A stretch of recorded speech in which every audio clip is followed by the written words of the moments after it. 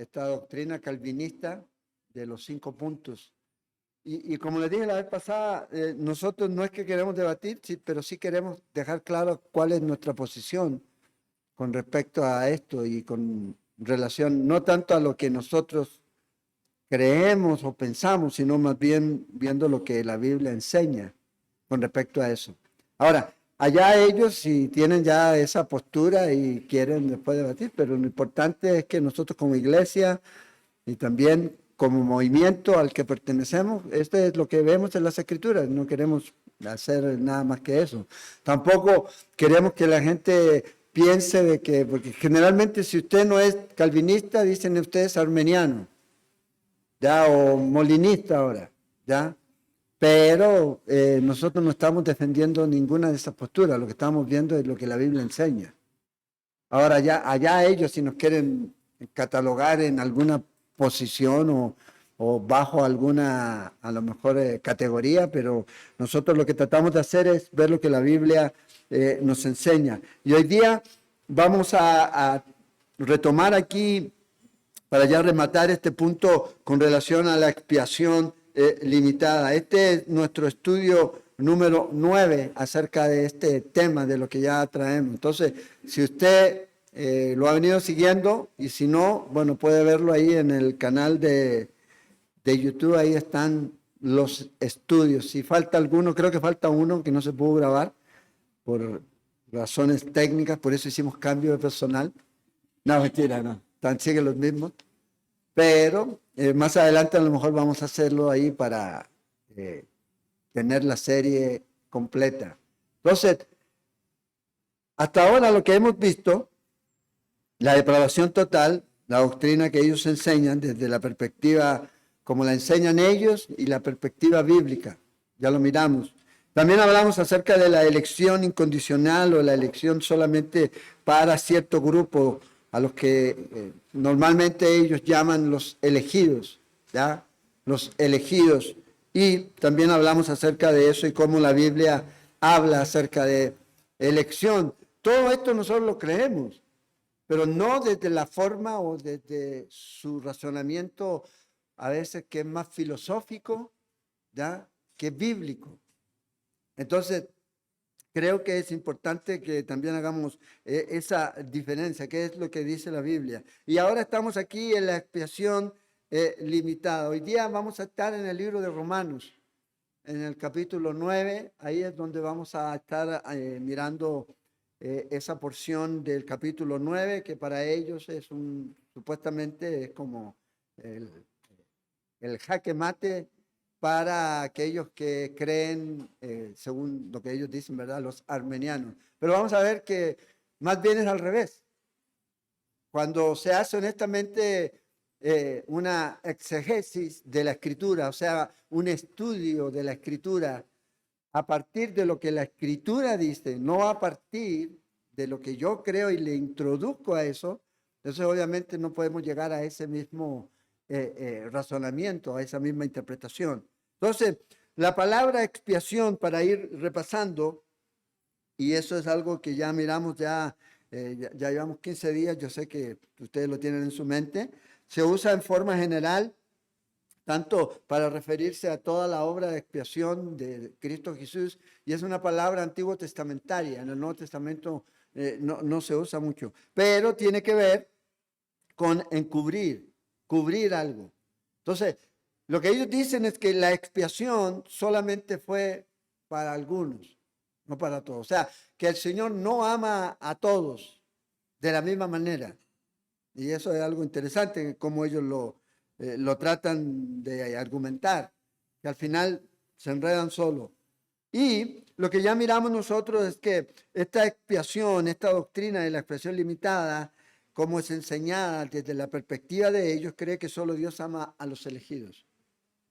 Por ende, Cristo murió por todos, pero al final, en realidad, a esos todos, por los que ellos dicen, en realidad esos todos solamente son los elegidos. Entonces, vaya a saber quiénes son los elegidos, ya, en su doctrina, porque ellos mismos a veces tienen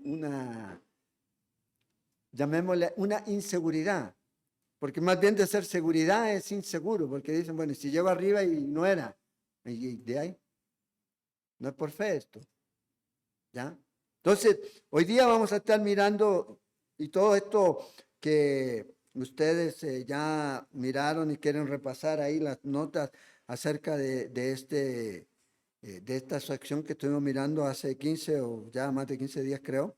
Hoy día vamos a ver a la luz de las Escrituras en Romanos, en capítulo 9 que comenzamos mirando la última vez que nos reunimos. Vamos a orar.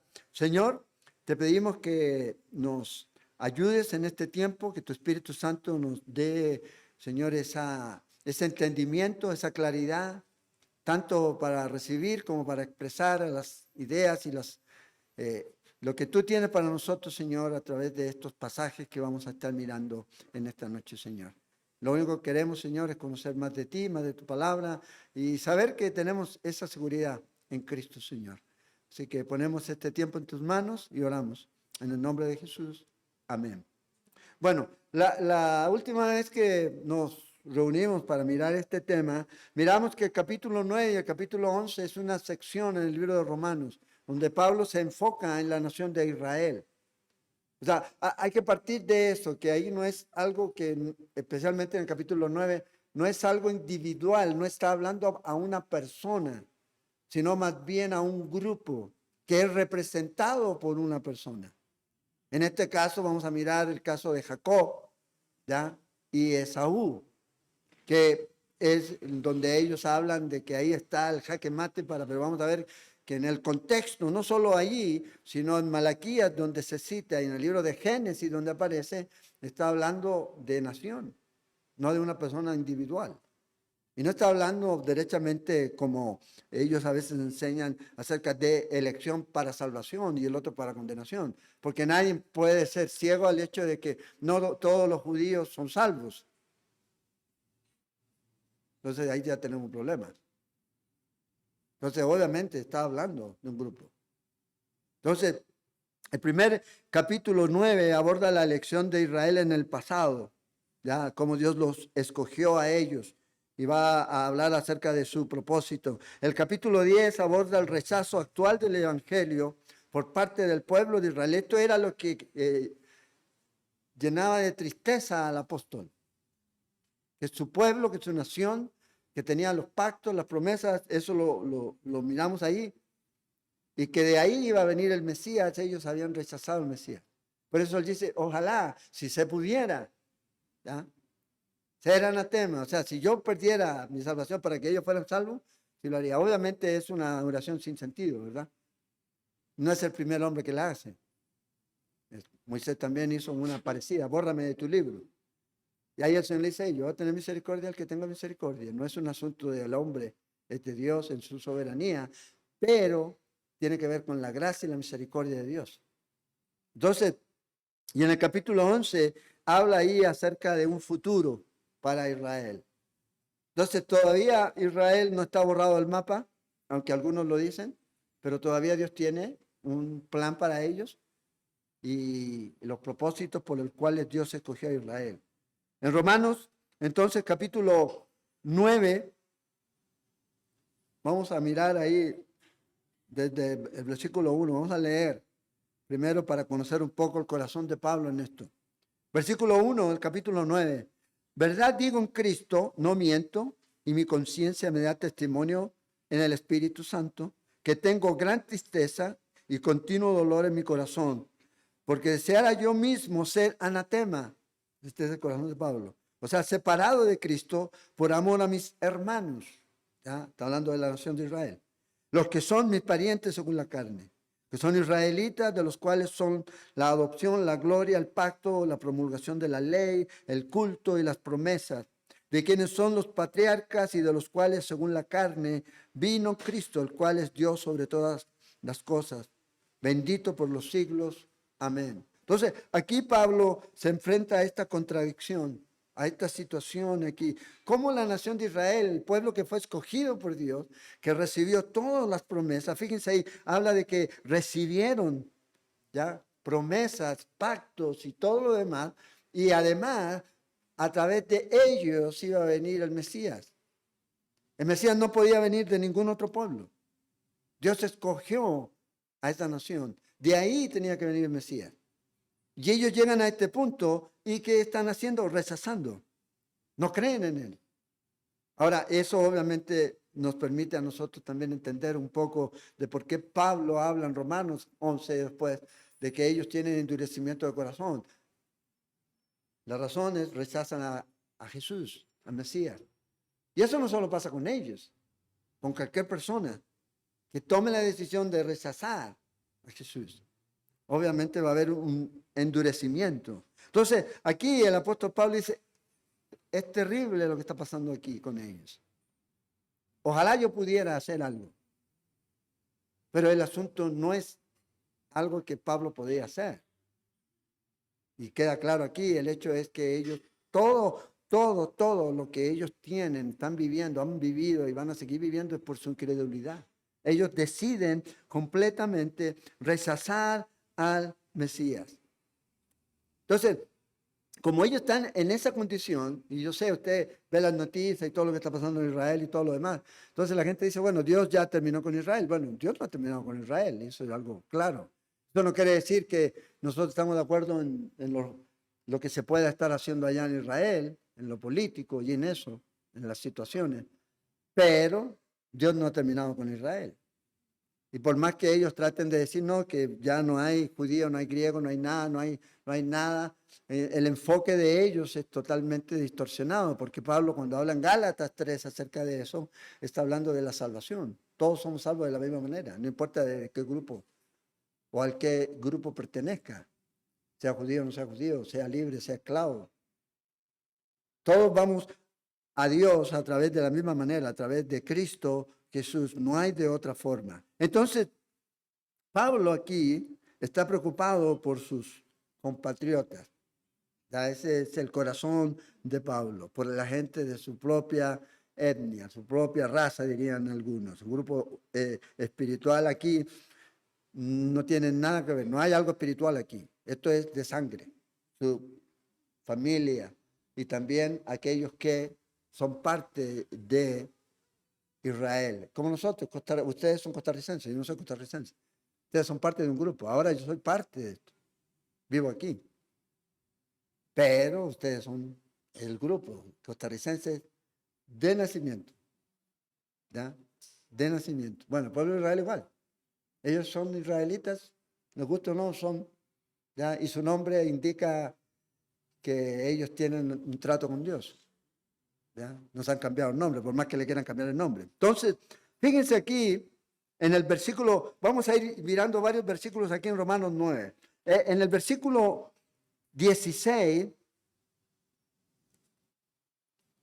aquí Pablo escribe esto, dice, así que no depende del que quiere. Y vea qué interesante esto, porque una de los ataques que hacen estas enseñanzas de estos hombres, de estas personas calvinistas, es que el hombre no tiene libre albedrío para escoger.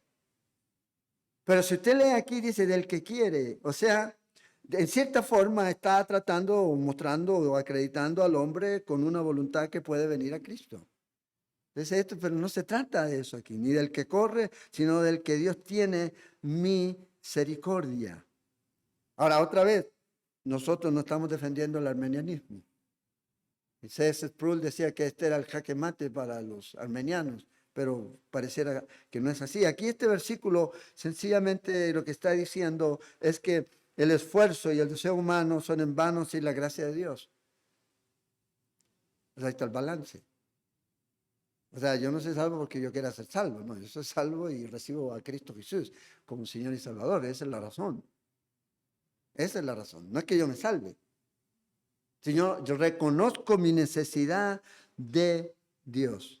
Entonces, dice aquí, en el verso 11, ahí vamos a ir moviéndonos en el libro aquí, pues no habiendo aún nacido, ni habían hecho aún ni bien ni mal, para que el propósito de Dios, conforme a la elección, permaneciese, no por las obras, sino por el que llama, se le dijo, el mayor servirá al menor. Y ahí la palabra clave yo creo que es servirá. Y vamos a ver eso en un momento. Servirá al menor.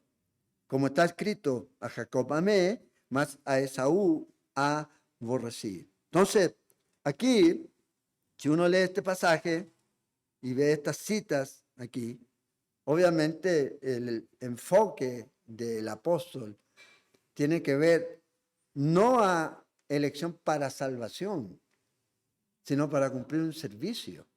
El mayor servirá al menor. Ahora, si estamos hablando de Saúl y estamos hablando de Jacob, ¿ya? Si esa es una profecía, nunca se cumplió. Porque Saúl nunca sirvió a su hermano en vida. Nunca. Nunca se sometió a Jacob, al más. Entonces, ¿eso qué quiere decir? Bueno, que no estaba hablando de personas, sino de lo que estas personas representan. ¿Y Esaú a quién representa? A Edom. Vamos a ver eso. ¿Y Jacob a quién representa? ¿De dónde viene Israel? Las 12 tribus, ¿de dónde salen? De los hijos de Jacob. Entonces, aquí nosotros miramos que al mirar el contexto en el que está esto y la cita que está usando, nunca tienen referencia a personas, sino más bien está relacionando aquí no a individuos, sino a naciones. ¿Y cómo sabemos eso? Bueno, es cosa de ir al texto que está citando aquí. ¿Y dónde está ese texto? En Malaquías. En Malaquías, en el último libro del Antiguo Testamento, dice en versículo 1, y ahí está la profecía de la palabra de Jehová contra Israel por medio de Malaquías. Entonces aquí este Jacob, este Saúl, ¿ya? No tiene que ver como individuos, sino como las naciones que descienden de ellos. Y fíjense lo que sigue.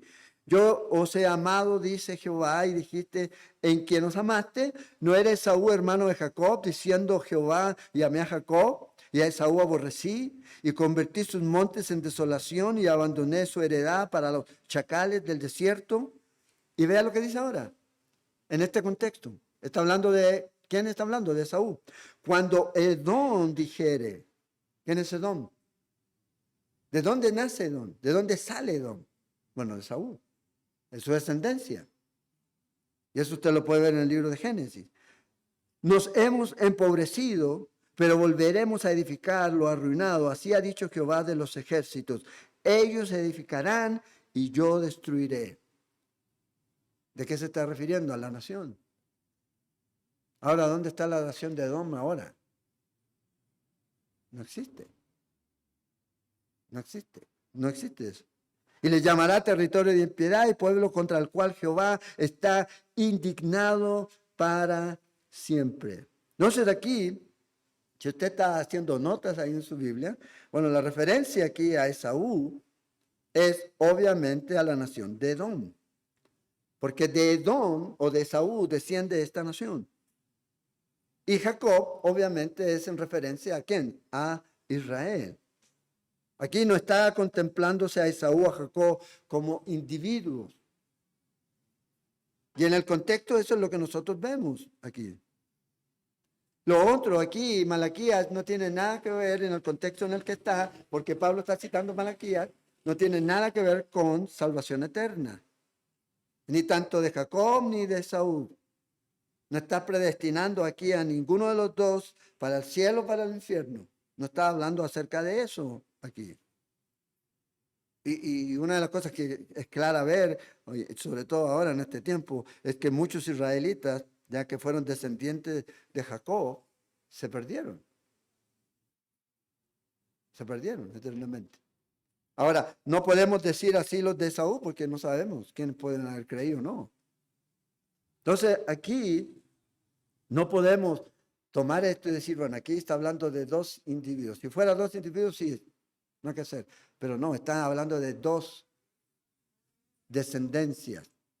Una que viene por Jacob y la otra que viene por Esaú.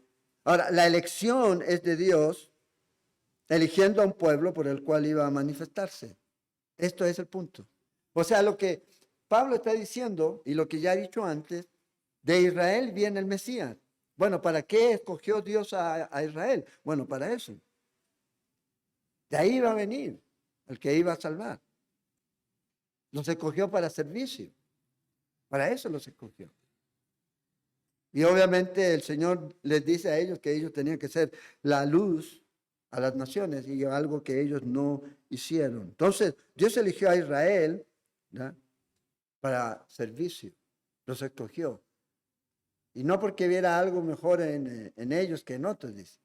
No porque eran los más poderosos y los más grandes, sino sencillamente porque, bueno, Dios vio en Abraham y de ahí viene todo lo demás aquí, en su soberanía. Entonces, lamentablemente, estas personas que tienen esta enseñanza o esta doctrina del calvinismo, dicen, bueno, ahí es naciones, ve, ahí está clarísimo, unos para el cielo y otros para el infierno. Dios predestinó.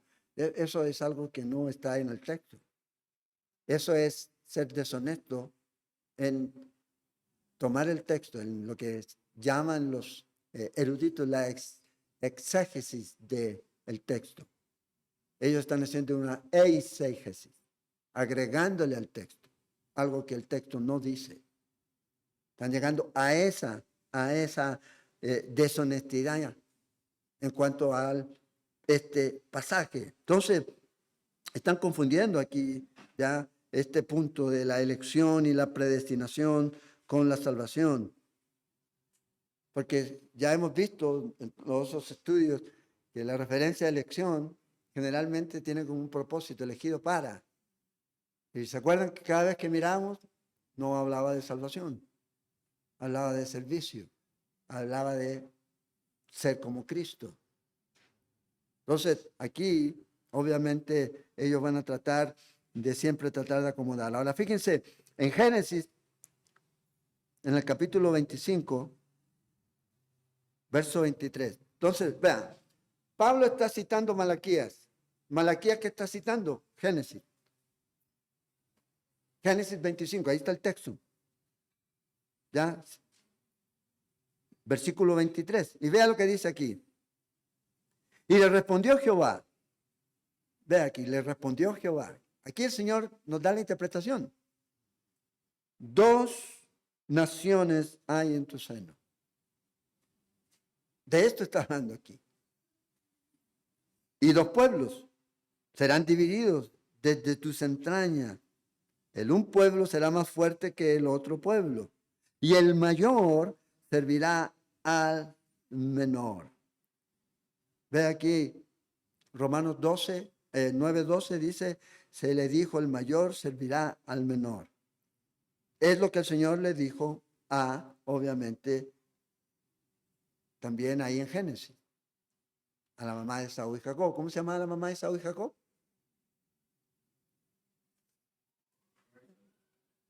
Sigamos. Correcto, sigamos. Ahora, 2 naciones es el tema. Acuérdense, 2 naciones, no individuos. El mayor, obviamente, no es Jacob. Era más pequeño que Esaú por minutos, segundos, milésimas, pero era menor. ¿Se acuerdan? Ahí la batalla que hubo ahí. Así que se está refiriendo obviamente a la nación de Israel y de Edom. Entonces, como dije otra vez, repito, si esto se tratara de individuos, si el enfoque aquí y el contexto fuera individuo, esto sería una falsa profecía. Una falsa profecía, porque Saúl, como dije, nunca sirvió a su hermano. Jacob nunca fue señor de su hermano. Ahora, ¿dónde está el punto aquí? Y el punto es que Saúl rechazó la primogenitura. Ahora, ¿quién sabía que iba a rechazar la primogenitura? Jacob no sabía, pero Dios sí. Dios sabía lo que iba a pasar. Pero el hecho, y otra vez recuerden, el hecho de que Dios sepa algo no quiere decir que va a hacer que lo que Él sabe pase en contra de la voluntad de las personas. No, cada uno va a ir tomando decisiones. Le va tomando, y eso es lo que vamos a ver cuando veamos aquí el ejemplo de que se da de el rey egipcio, el faraón, también. Entonces, Jacob Sencillamente, Dios lo usó para que de él vinieran las 12 tribus y de él viniera la nación de Israel. Esaú tuvo su propio grupo, que eran estos edomitas que vivían ahí, ya en la zona ahí desértica. Entonces, lamentablemente, como dije, estas personas ignoran, tratan de introducir al texto algo que el texto no dice. Entonces, está así, pero vamos al contexto. Malaquías, Génesis. ¿De qué está hablando? De dos naciones, dos pueblos. Y en ningún punto está hablando infierno-cielo. Servicio, propósito para cumplir. Y eso es algo que estas personas lamentablemente ignoran. Entonces, si usted está marcando ahí en su Biblia, ahí en Romanos 9:12, dice, servirá. Ese es el punto ahí. Servirá. No está diciendo que el mayor será salvo y el más joven no lo será. No dice eso el texto. Ahora, para que eso el texto lo diga, bueno, tienen que agregarle. Pero el texto nunca dice eso aquí. Entonces, nunca mezcle la escritura que habla de servicio con escrituras que hablan de salvación. Y eso usted lo puede ver claro cuando estudia la palabra de Dios dentro de todo su contexto. Todo su contexto. Recuerde, servicio implica obras, no salvación. No somos salvos por obras. Somos salvos por gracia. Y ahí habla de servicio, servirá. Porque si no, entonces se sirvió, entonces se ganó, se va a merecer algo. Y no es así. Ahora, en el verso 13 de Romanos 9, volviendo ahí, como está escrito, a Jacob amé, mas a Esaú aborrecí. ¿Ya? Otra vez, aquí en ningún punto está diciendo que a Jacob es salvado para que vaya al cielo, no está diciendo eso, y Esaú nunca va a poder ir al cielo. No está diciendo eso aquí. Sino que lo que dice aquí, la bendición, no será para Esaú, sino para quién? Para Jacob. Y cuando usted ve el libro de Génesis y estudia la historia de estos, usted sabe que Esaú cambió la primogenitura por un plato de lentejas. ¿Quién cambiaría algo por un plato de lentejas? A no ser que tenga un bistec encima o algo, sería rico. Pero lentejas así. Bueno, él tenía hambre. Dijo, ¿de qué me sirve esto? Ese era el corazón de este hombre. O sea, él nunca fue por lo espiritual. Y después cuando él deseó tenerla, era por un asunto no espiritual, sino la doble porción o la bendición que implicaba tener o ser el primogénito, ya recibir la bendición y recibir el doble en cuanto a todos los bienes del Padre. Pero no era un asunto, ay, sí, estoy compungido. Dice la Escritura que la buscó con lágrimas, pero en realidad no se arrepintió, porque el punto no era lo espiritual. Entonces Dios amó a este joven, Jacob, porque este otro rechazó sencillamente la bendición. Y a través de Jacob van a venir, ¿verdad?, los descendientes que a la larga van a traer al Mesías. Entonces, fíjate en el versículo, volviendo al versículo 11, pues no habiendo aún nacido, ni habían hecho aún ni bien ni mal, para que el propósito de Dios, conforme a la elección, permaneciese, no por las obras, sino por el que llama. Y aquí, en otras palabras, la elección de Dios estaba determinada por su presencia. Él sabía acerca de quién es el que iba a recibir la primogenitura y quién era el que la iba a despreciar. Él sabía eso aquí. Otra vez, no tiene nada que ver con la salvación de ninguno de los dos, sino que tiene que ver que Dios iba a usar a Jacob para traer al Mesías, para que sirvieran. El otro no. No quiere decir que ya está el infierno y ya está el cielo. No, no existía ese concepto. No existía ese concepto. Ahora, si seguimos leyendo, el otro pasaje que ellos usan, ahí mismo en Romanos, pero en el verso 16, ¿ya? 16. Aquí habla de Faraón. Y todos han oído y han estudiado la historia de Faraón. ¿Ya? Y si no la saben, pregúntenle a los niños. Los niños sí se la saben. ¿Ya? Yo sé que se la pueden decir. ¿Y cuál es lo que vamos a mirar aquí? Es que ellos dicen y enseñan que ahí está claro y establecido, y vamos a ver que no es tan así, pero pareciera que fuera así, que Dios endureció el corazón. Ve, ahí está. ¡Pum! Dios endureció el corazón de este hombre, Faraón. Ahora, si Dios endureció el corazón de Faraón, un hombre que está, y vean esta lógica, de acuerdo a ellos dice que todos estamos depravados, nuestro corazón duro, muertos. ¿Para qué Dios va a endurecer el corazón de alguien que ya lo tiene? ¿Qué propósito tiene? ¿Qué propósito tiene? Entonces, fíjense aquí, esta porción en el verso 16 al 20, así que no depende del que quiera ni del que corre, sino el que Dios tiene misericordia. Porque la Escritura dice a Faraón, pues por esto mismo te he levantado. Y vean qué interesante, porque este versículo 17 nos da la razón de lo que pasó, de por qué pasó todo lo que pasó. ¿Por qué Dios permitió que el pueblo de Israel estuviera en Egipto? ¿Por qué Dios permitió que el pueblo de Israel viera la mano de Dios obrando con esos milagros y juicios que vinieron sobre Israel con un propósito? Con un propósito. ¿Y cuál es el propósito? Para mostrar en ti mi poder, dice. O sea, Dios usó la dureza del corazón de Faraón para mostrar el poder de Dios. ¿A quién? ¿Ya? A su pueblo. Entonces dice aquí, para esto mismo te he levantado, para mostrar en ti mi poder y para que mi nombre sea anunciado por toda la tierra, de manera que de quien quiere tiene misericordia y al que quiere endurece, endurece. Pero me dirás, ¿por qué pues inculpa?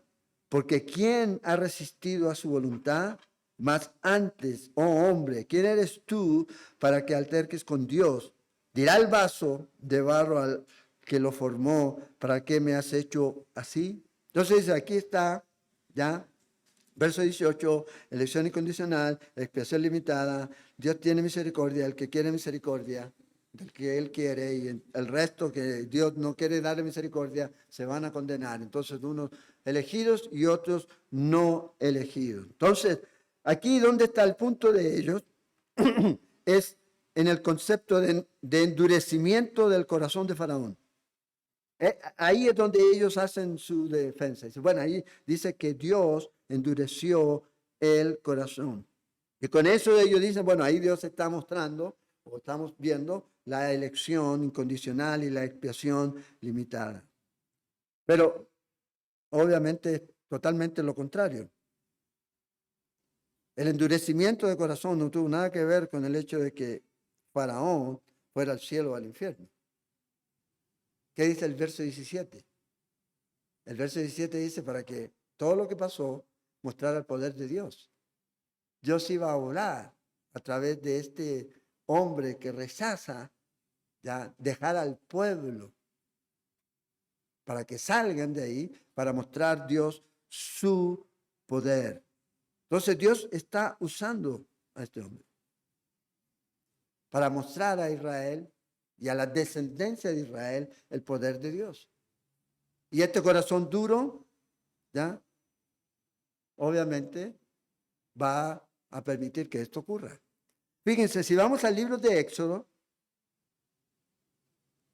el libro de Éxodo en el capítulo 10, Dios dice aquí cuál es su propósito. Jehová dijo a Moisés, entra en la presencia de Faraón, porque yo he endurecido su corazón y el corazón de sus siervos para mostrar entre ellos estas mis señales.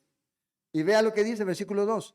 Y para que cuentes a tus hijos y a tus nietos las cosas que yo hice en Egipto. Ciertamente aquí, obviamente, ya Dios no causó el mal en el hecho de que es todo el mal que este hombre estaba haciendo. Pero Dios sabía, conocía, porque es Dios. Y aquí dice que todo lo que pasó es con el propósito de que esto se cuente a las generaciones que vienen, a tus hijos, a tus nietos y a todos los que vengan. Y mis señales que hicieren entre ellos para que sepáis que yo soy Jehová. Entonces aquí está el propósito de Dios. ¿Cuál es el propósito de Dios? Mostrar su poder.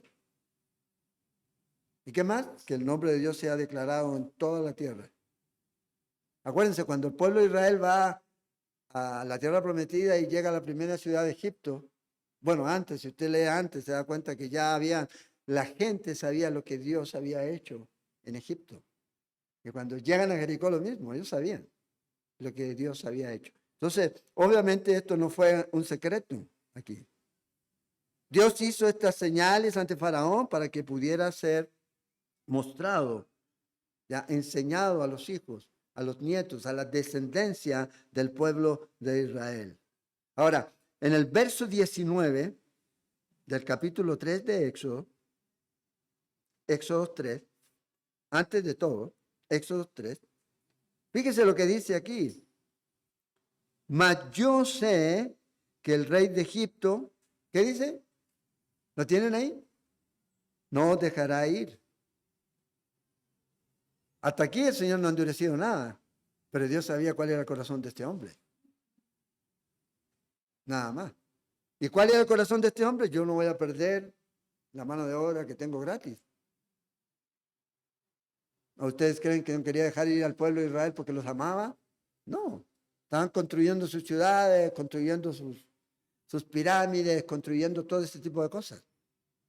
Pero el Señor dice aquí, mas yo sé que el rey de Egipto no dejará ir, sino por mano fuerte. Entonces, cuando leemos todo el contexto aquí más que enseñar el hecho de que Dios predestinó o que Dios obligó, más bien lo que estamos viendo es el uso del libre albedrío. Este hombre decidió no dejarlo ir. Y vamos a ir viendo que la palabra endurecer aparece de tres formas aquí en este texto, en estos pasajes. Y en una de ellas, cuando dice, y endureció el Señor el corazón de Faraón, tiene que ver con el hecho de que Dios puso en firme y mantuvo la decisión que este hombre había tomado. ¿Cuál era la decisión que había tomado? No dejar ir al pueblo. Entonces dijo, ¿eso es lo que quieres? Eso es. Pero no fue de un solo, y vamos a ver eso aquí. Entonces, fíjense, verso 3, Éxodo 3, 19 dice, yo sé que no os dejará ir sino con mano fuerte. Ahora, vamos al versículo 21 del capítulo 4, estamos en Éxodo, ¿ya? En Éxodo. Y una de las cosas que ya tenemos clara es que Dios ya conocía el corazón de Faraón, así como conocía el corazón de ¿quién? Del primer ejemplo que vimos, Esaú. Porque si no, no tiene sentido. No tiene sentido el ejemplo si no es parecido al que ya mencionó antes. No tendría la misma fuerza. Entonces, aquí estamos dando lo mismo. Ahora, fíjense aquí en el verso 21,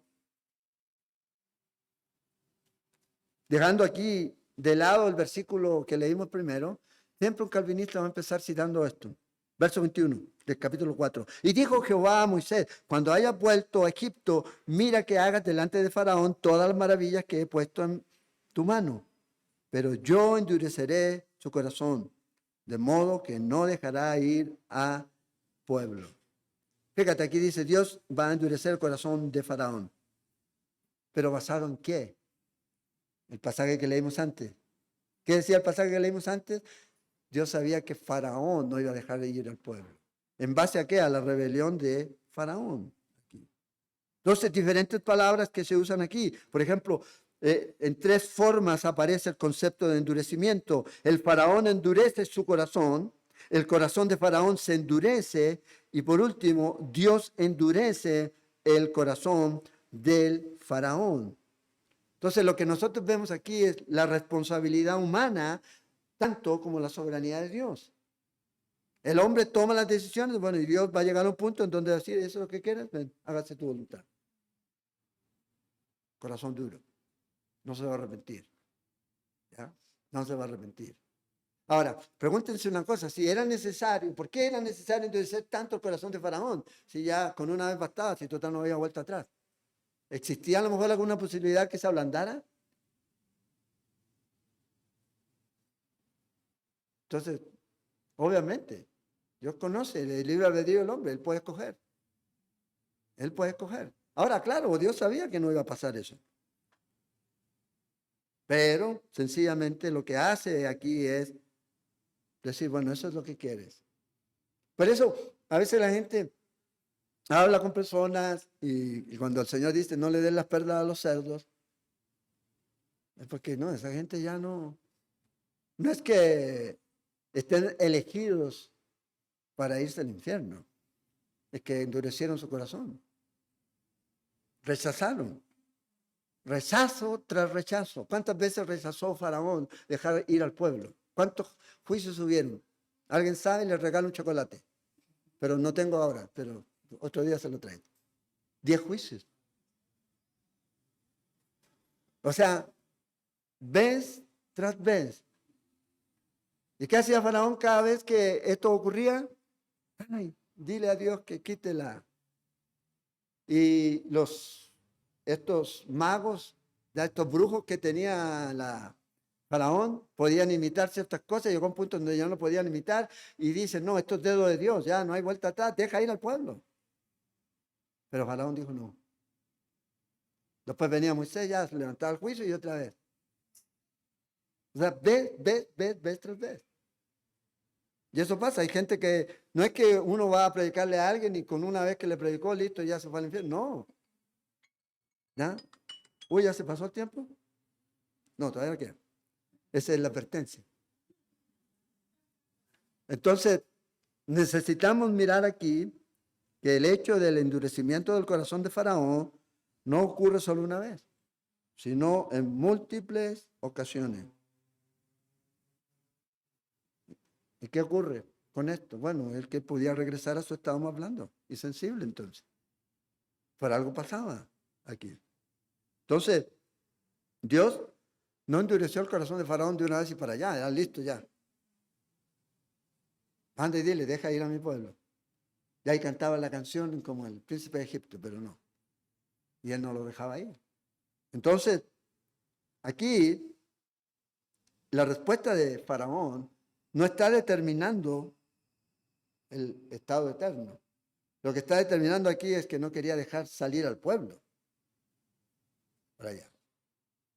Ahora, estado eterno en el sentido estaba condenado, si era pagano. Pagano. Ahora, ¿hubo gente de Egipto que salió con el pueblo de Israel? Sí, claro. Creyeron. Pero aquí, este corazón se endureció. Fíjense en el verso, voy a mencionar algunos versículos rápidos aquí, de Éxodo. En Éxodo 7:14 habla de que el corazón de Faraón está endurecido. ¿Ya? Y la idea aquí de la palabra endurecer, porque esta palabra es diferente, es cabet. Y la idea aquí de esta palabra indica su propia rebelión. O sea, sale de él, un corazón terco. Esa es la palabra aquí. Luego en el verso 3, y yo endureceré, ¿ya? Yo endureceré el corazón de Faraón y multiplicaré en la tierra de Egipto mis señales y mis maravillas, ¿ya? O sea, se fue poniendo duro y Dios dice, ok, eso es lo que quieres, ahí va. Sígalo manteniendo duro. Y luego, en el capítulo 4, versículo 21, en el 7:3, la palabra es kashá, es diferente, son palabras diferentes, ¿ya? Y aquí en Éxodo 4:21 también es diferente, chazak. Yo endureceré el corazón y usted ve eso a través de muchos otros versículos en donde se habla acerca de que el Señor va a endurecer el corazón una vez que ya Faraón ya decidió mantener esa posición de decir, no voy a dejar salir al pueblo de Israel. Entonces, ¿qué hizo Dios? Bueno, eso es lo que quiere. Podríamos decir, Dios honró su decisión. Este es lo que él hizo. Y su corazón se puso duro, de acuerdo a su propia decisión de no obedecer. Y recuerda, el asunto aquí no es que a lo mejor Dios no lo escogió, no. Cada uno tiene el libre albedrío. ¿Ya? Cada uno tiene. Y aquí nosotros podemos ver claramente que lo que el Señor quiere no es la muerte del que muere, sino quiere traer que la gente venga al arrepentimiento. Entonces, un comentario de esta palabra, la última que vimos ahí, tiene que ver con el hecho de que esta es no la capacidad o la habilidad de no arrepentirse. La Biblia no enseña que Dios hizo a Faraón sin la habilidad de arrepentirse. Al contrario, la palabra que usamos aquí tiene que ver con el hecho de que Dios sencillamente dijo, bueno, esto es lo que quieres, y alentó o animó el corazón de Faraón para tener esa fuerza de mantenerse en contra de la petición de Moisés de dejar ir al pueblo de Israel, que salieran ahí de Egipto. Dios nunca impide a nadie que se arrepienta. Eso usted no lo ve en la Biblia. Al contrario, vea lo que dice Ezequiel 18:23. Quiero yo, dice, la muerte del impío, dice Jehová el Señor, no vivirá si se apartare de sus caminos. Vea qué interesante, porque aquí el Señor está diciendo algo que es muy fuerte, dice. Si se aparta de sus caminos, ¿qué va a ocurrir? Vivirá. Entonces, ¿Dios lo eligió o no lo eligió? Porque aquí está hablando de el impío. El impío. Entonces, ¿qué tiene el impío? Tiene ese libre albedrío para arrepentirse. Y si usted lee Ezequiel 18 y lo lee completo, se va a dar cuenta que también dice el Señor, si el justo se apartare de su camino, va a llevar consecuencias. Pero si el impío se aparta y se arrepiente, Dios lo perdona. Porque Dios no quiere la muerte del que muere. Entonces, Faraón no apoya estos pasajes, no apoyan la posición que tienen estas personas calvinistas de la depravación ya total, que no podían elegir. Entonces, porque si está totalmente depravado, ¿por qué Dios tendría que endurecer su corazón entonces? ¿Para qué? ¿Por qué sentido? No tiene sentido. Al contrario, obviamente eso va en contra. Entonces,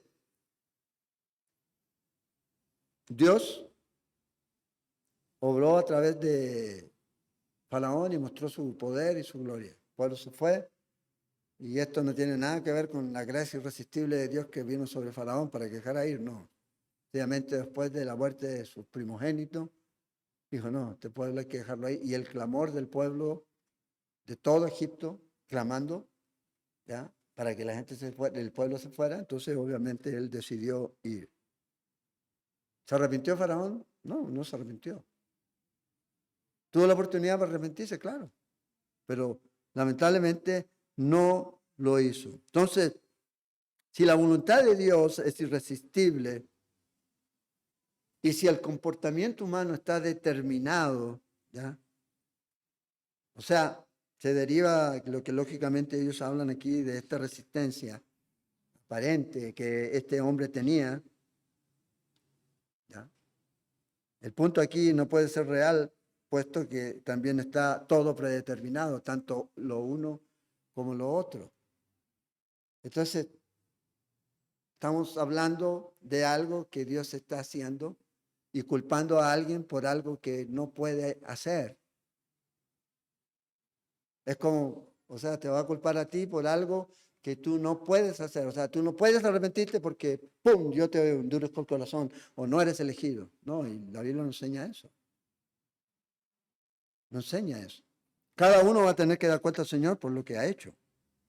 Ahora, fíjense aquí, para ir terminando, en el verso 20, otro ejemplo que usan aquí tiene que ser también relacionado con, tanto así como el caso de Esaú y Faraón, el barro, ¿ya?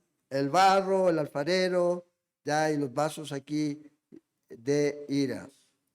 Más, el verso 20 dice, más antes, oh hombre, ¿quién eres tú para que alterques con Dios?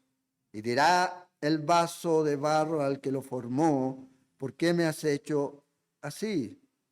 Ahora, aquí nos está recordando algo, yo creo que es importante el apóstol, para todos nosotros, y que cuando hablamos de Dios. ¿Y qué es? Que deberíamos recordar siempre con humildad, con sencillez de corazón, que somos sus criaturas. Él ha permitido que usted y yo existamos, que estemos aquí. Y hemos sido hechos a su imagen. Y que a la vez, al él permitir que yo y usted existamos, somos también receptores de su misericordia, de su paciencia, de su gracia, de su perdón. Él es el soberano. Y Él nos va y nos ve a nosotros como su creación. Entonces dice aquí, verso 21, no tienes potestad, o no tiene potestad el alfarero sobre el barro para hacer la misma masa, un vaso para honra y otra para deshonra. Ahora, aquí no está hablando de individuos, obviamente. Está haciendo una analogía. Y si leemos el contexto después en Jeremías 18, está hablando otra vez de la nación de Israel. Porque el contexto de quién empezamos hablando en el versículo 1 y 2 de este capítulo, ¿por quién está dolido el apóstol? Por los judíos. Y ese es el contexto que sigue, el pueblo de Israel. Honra y otro para deshonra. Y que si Dios, queriendo mostrar su ira y hacer notorio su poder, soportó con mucha paciencia los vasos de ira preparados para destrucción y para hacer notorias las riquezas de su gloria, las mostró para con los vasos de misericordia que Él preparó de antemano para gloria, a los cuales también ha llamado, esto es, a nosotros, no solo, y ve aquí, a los judíos, sino también a los gentiles. Nos ha llamado. Y aquí la ilustración, obviamente, ya tiene que estar conectada también a Jacob y a Saúl, porque si no, y también a Faraón, porque si no, no tiene ningún sentido. Entonces, ¿cuál es? La idea aquí es que Dios nos permite a usted y a mí tener ese libre albedrío para poder decidir, nos llama y nosotros tenemos que entender que en su soberanía Él permite que usted, que yo, que cualquier persona pueda venir a Él aquí. No como lo enseñan estos hombres, ¿ya? De esa elección incondicional. Barro malo, barro bueno. No.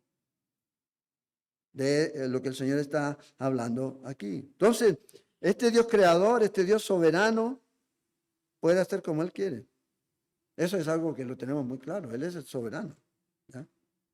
Pero hay algo que nosotros tenemos que mirar cuando vemos las Escrituras, y es que Dios nunca va, primero, a violar el libre albedrío del hombre, que eso es algo que a estas personas no les gusta.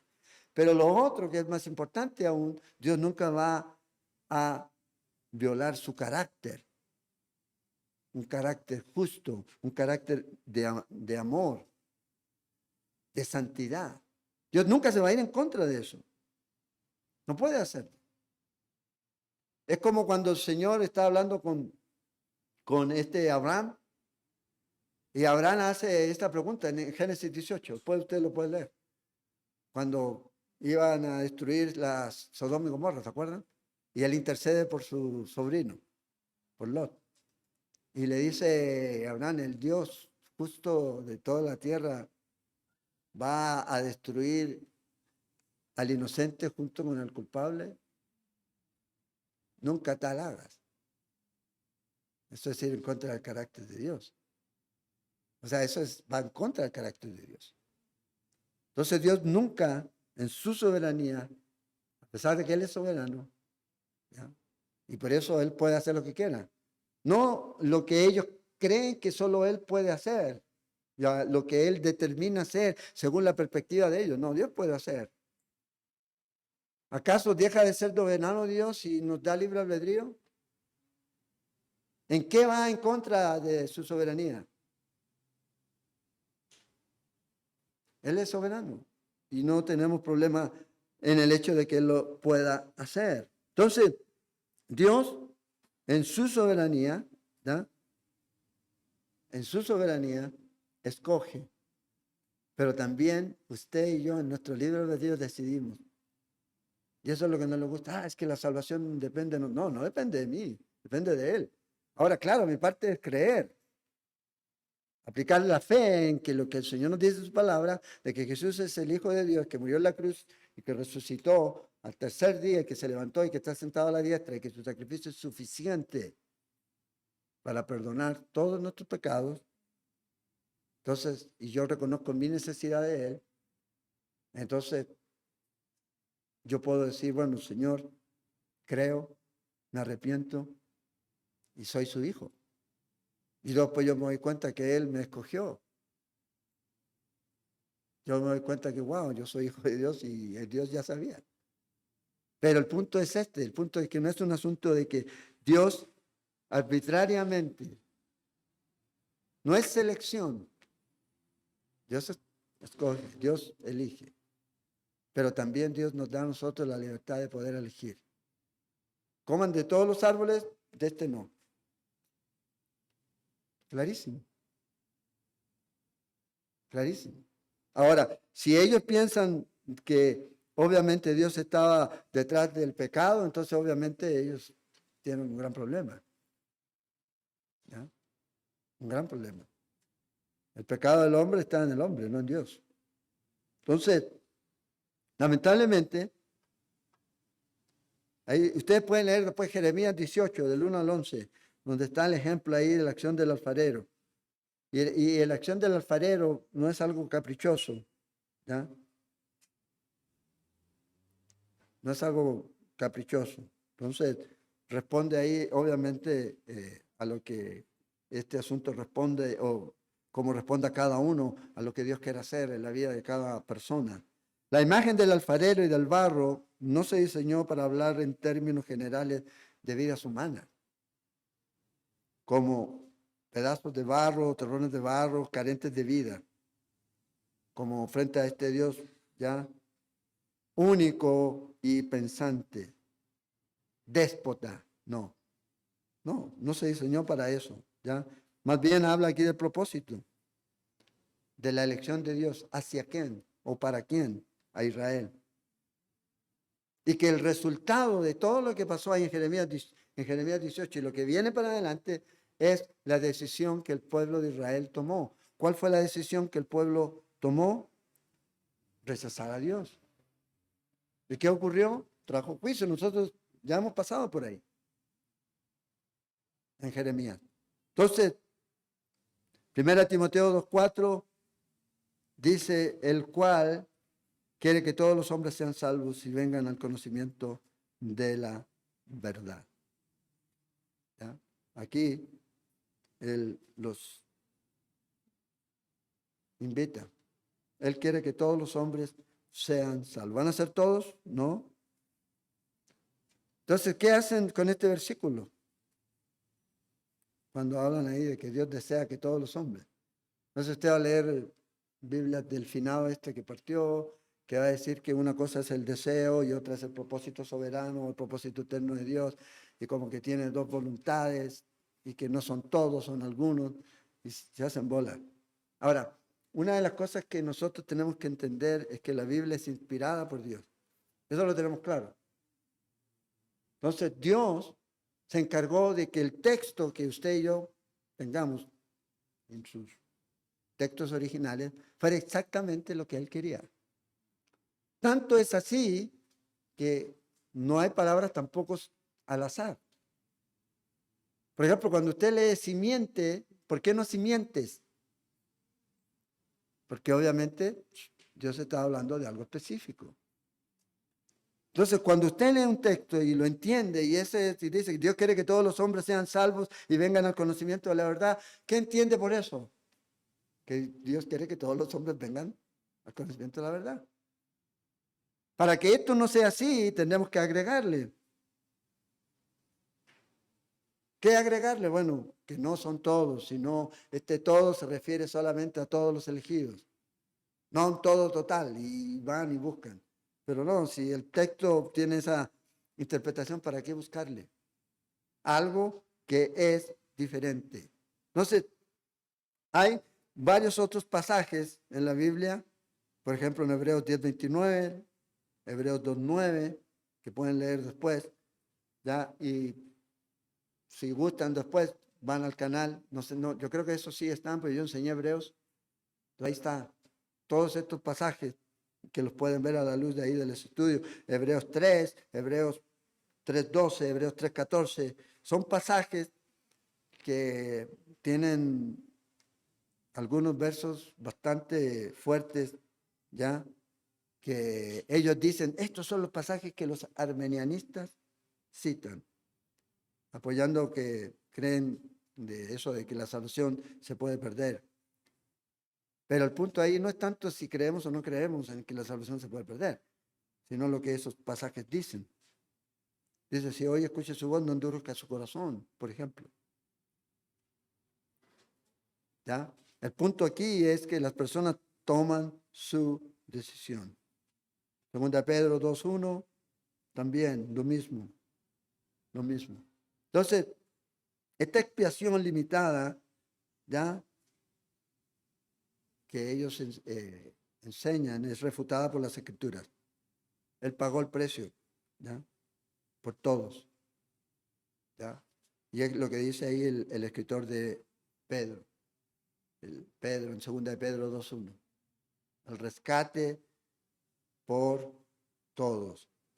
Dice que van a negar al Señor que los rescató, ¿ya? Entonces, lamentablemente, a veces estas personas que uno se va a tocar con ellos, ¿ya?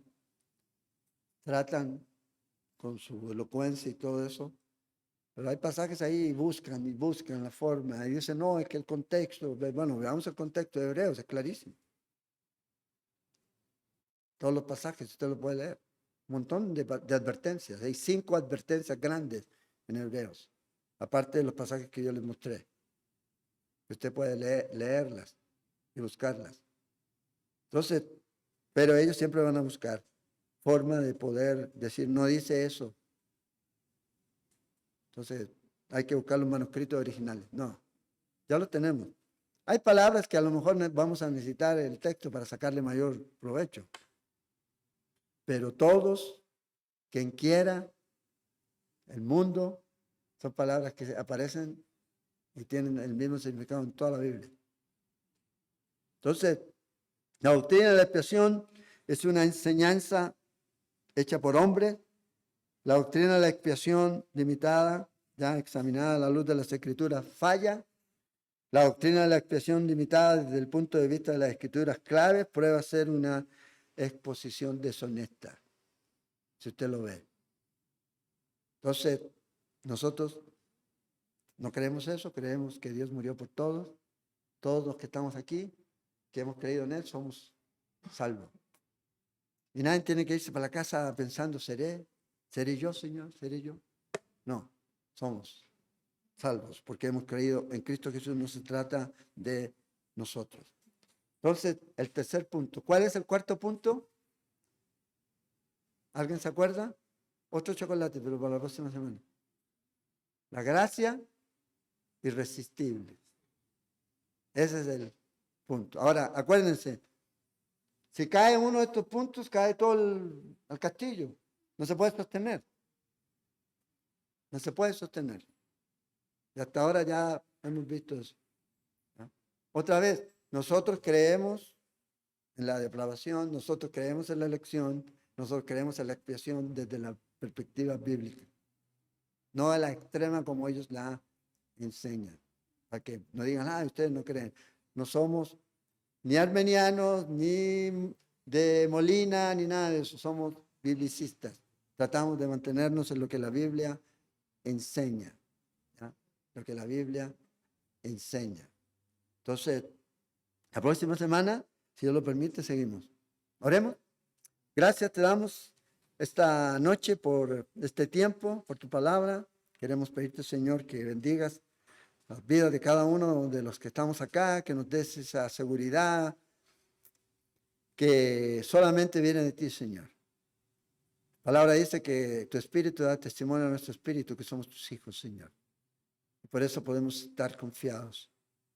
No, no somos salvos, Señor, por pertenecer a algún grupo, sino por creer en ti, Señor. Por recibirte a ti como Señor y Salvador de nuestra vida, por reconocer nuestra necesidad de ti, por reconocer nuestro pecado y nos arrepentimos. Y te recibimos como Señor y Salvador. Te damos gracias por eso, Señor. Oramos, Señor, para que nos guardes, nos lleves con bien a nuestros hogares y tú continúes, Señor, trabajando en nuestra vida, moldeándonos cada día más a la imagen de tu Hijo Jesucristo. Te damos toda la honra a ti y toda la gloria. En nombre de Jesús. Amén.